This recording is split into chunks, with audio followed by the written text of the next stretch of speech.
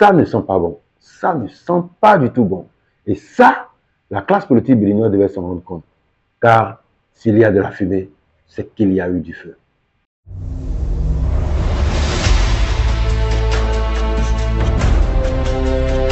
Élan citoyen. Chers amis, bonjour.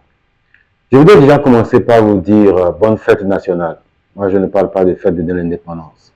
Que ces 65 ans de parcours politique que nous avons connu nous amènent davantage à une maturité contributive et productive susceptible de construire le bien-être collectif. Alors, je soutiendrai celui que je trouve capable de faire le job, fut-il de l'opposition, fut-il mon adversaire politique. J'essaie un peu de paraphraser les propos du président Patrice Talon lors de sa rencontre avec les jeunes. Et une telle affirmation est symbolique de beaucoup de subtilités. Vous comprenez? Parce que le pouvoir politique ne se remet pas, le pouvoir politique se transmet. Et quelqu'un comme Patrice Talon, qui a exercé le pouvoir avec une certaine leadership, ne peut pas vouloir à son départ remettre le pouvoir à quelqu'un qui n'est pas dans la même dynamique, dans le même feeling. Si on sait qu'aujourd'hui, il y a deux grands partis de l'échiquier politique national qui ont soutenu les actions du président de la République, il va de soi que le successeur de Patrice Talon doit normalement être au niveau de ces deux partis. Bref, je voudrais juste attirer votre attention sur le fait que quand le président Patrice Talon dit qu'il soutiendra du moins celui qu'il trouve capable de faire le job, c'est une façon de dire que c'est le mérite, c'est la capacité de faire le travail qui est important pour lui. Et ça, je pense que, quelle que soit la position politique qu'on a, il faut reconnaître que c'est un homme de conviction. Et c'est un homme plein de charisme. C'est un homme plein de charisme. Il a une vision de la gouvernance qui peut, à un moment, porter à controverse. Et moi aussi, d'ailleurs, je ne suis pas toujours d'accord avec certaines décisions qu'il prend. Et dans ma posture d'observateur, d'analyste, il va de soi que rester dans la position de décision n'est pas aussi aisé que rester dans la position de la réflexion. Moi, personnellement, je suis beaucoup plus dans la réflexion, dans les analyses, dans les comparaisons. Vous voyez? Mais lui, il est dans la décision. Il est dans la dynamique de la décision. Et à des moments donnés, on n'a pas toujours le temps matériel nécessaire pour opérer de bonnes décisions.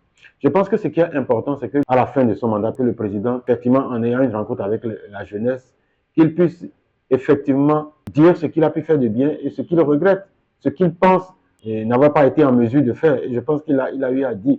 Alors, quand le président Patrice Talon dit qu'il soutiendra quelqu'un qui est en mesure de faire le job, fut-il de l'opposition, il faut comprendre qu'il est déjà en train de dire aux partis qui ont soutenu ces actions pendant les 9 ans que ce n'est pas une question de soutenir aveuglément, de ne pas de plébisciter sans des arguments pertinents quelqu'un qu'ils auraient choisi comme aspirant au fauteuil présidentiel. Non.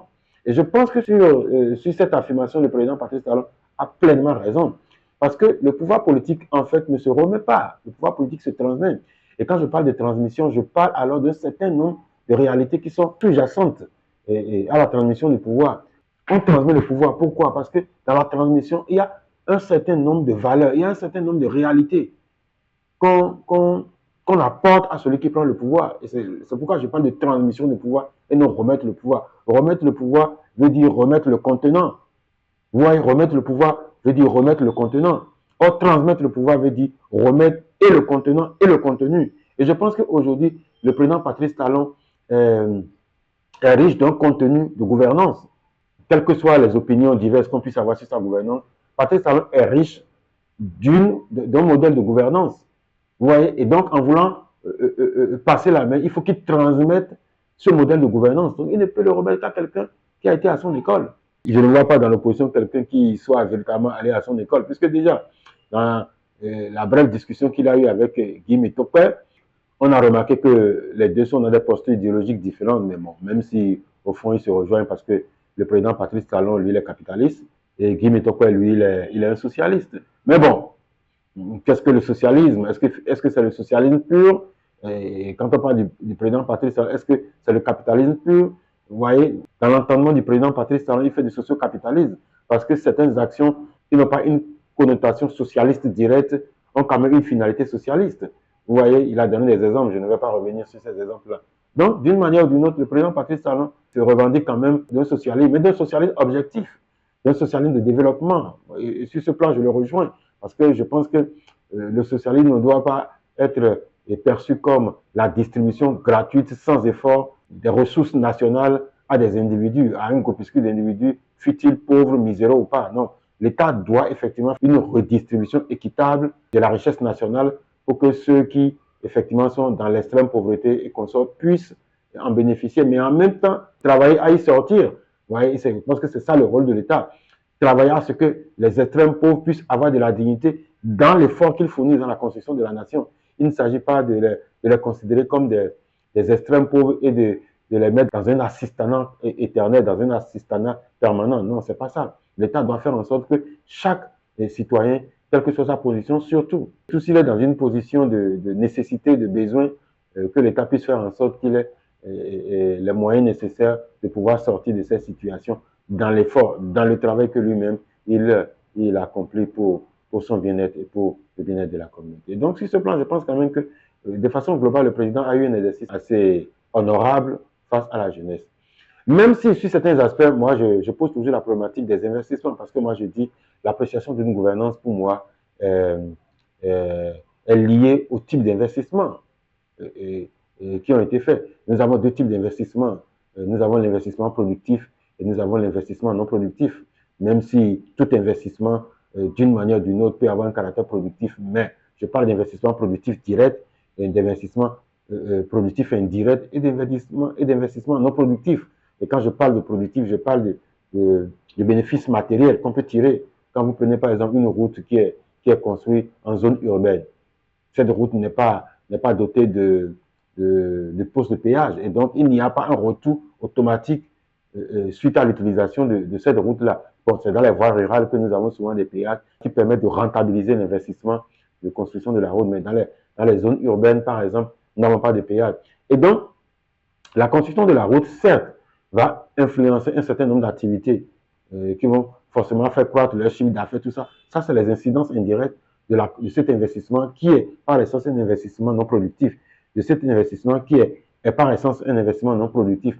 Mais quand on prend par exemple l'investissement sur l'entreprise agricole qui produit par exemple du maïs et qui le revend, ça c'est un investissement productif qui générera des bénéfices. Et c'est dans la collecte des bénéfices de ces investissements que l'État peut commencer à planifier des actions sociales, des actions de développement. Tant qu'il n'y a pas d'investissement productif, on ne peut pas anticiper, on ne peut pas prévoir, planifier des investissements sociaux, des investissements de développement, tout ça.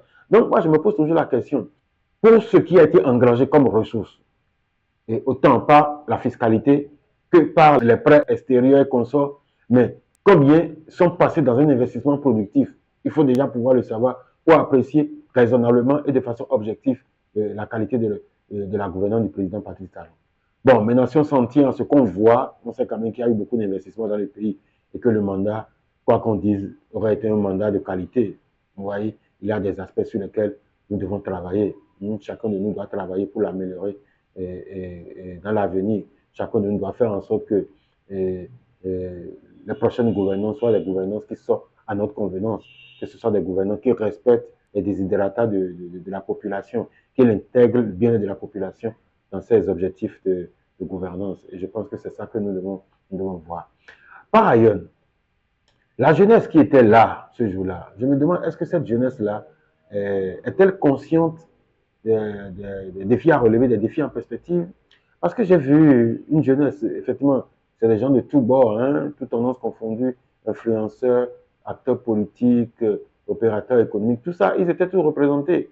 Oui. Mais dans les questions qui ont été posées, moi je ne me retrouve pas parce que je ne vois pas en eux la soif d'aller à l'école, d'une formation philosophico-idéologique. Parce que ce qui fait la qualité des hommes qui gouvernent, c'est le tremplin philosophico-idéologique dans lequel ils ont été moulés. Vous prenez par exemple, nous avons le plan de développement Bénin 2060, je crois, qui a été déjà mis en place et voté par l'Assemblée, qui prévoit la façon dont l'action de développement sera implémentée au Bénin sur les 35, je crois, les 35 prochaines années. Ce plan de gouvernance doit être conduit par ceux qui auront en charge le pouvoir politique. Mais ce sont ces jeunes-là qui sont demain susceptibles de prendre le pouvoir. Mais quelle est la formation que les partis politiques préparent de façon philosophico-idéologique afin qu'ils soient moulés dans une certaine citoyenneté et qu'ils comprennent les enjeux en perspective? Il faut qu'on se le dise sincèrement. Parce que moi, je vois des jeunes qui ont un patrimoine intellectuel assez remarquable.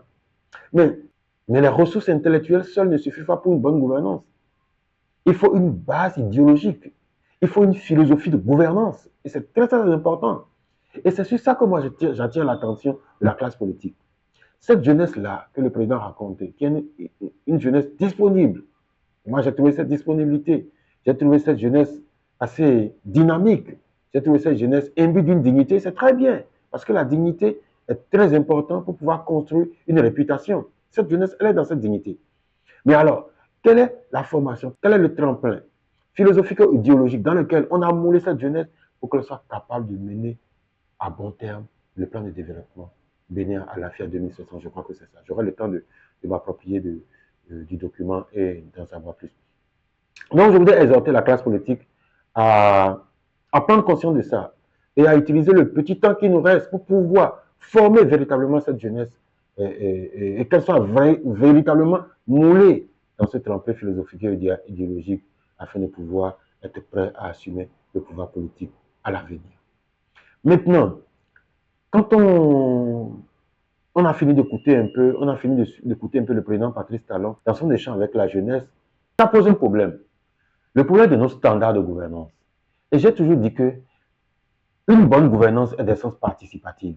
C'est-à-dire, lorsque vous êtes dans une forme de gouvernance et que vous faites en sorte que toutes les intelligences sont convergées, sont fédérées en vue de contribuer efficacement à la construction de la nation, vous êtes dans une gouvernance participative. Mais aujourd'hui, quand on voit un peu toute la gouvernance de notre pays depuis 1960 et en l'occurrence celle de 2016 à aujourd'hui, n'y a-t-il pas sujet à réfléchir sur les standards de gouvernance que nous abordons? Est-ce que ces standards de gouvernance conviennent véritablement à nos réalités socio-culturelles, identitaires? Est-ce que ce type de gouvernance peut-il s'inscrire dans une posture intemporelle, c'est-à-dire rester dans la convenance collective et effectivement satisfaire la convenance collective? Ça, c'est autant de questions que moi je me pose en tant que penseur. Et nous devons tous commencer à y penser. Réfléchir au type de gouvernance que nous devons mettre en place susceptible de conduire véritablement notre volonté de développement. Un développement qui, à mon humble avis, ne doit pas systématiquement être calqué sur le développement occidental ou le développement d'autres pays. Nous devons retrouver notre équilibre personnel lié à nos réalités identitaires. Et ça, c'est fondamental. Alors moi, j'interpelle sur la problématique de revoir le standard de gouvernance que nous implémentons dans nos pays africains, principalement au Bénin. Voyons, réfléchissons sur ces standards de gouvernance et trouvons le juste équilibre. Et moi, je pense quand même qu'une forme de gouvernance participative, même si déjà, dans notre style de gouvernance, nous sommes dans la gouvernance représentative. Les députés sont à l'Assemblée et ils représentent le peuple.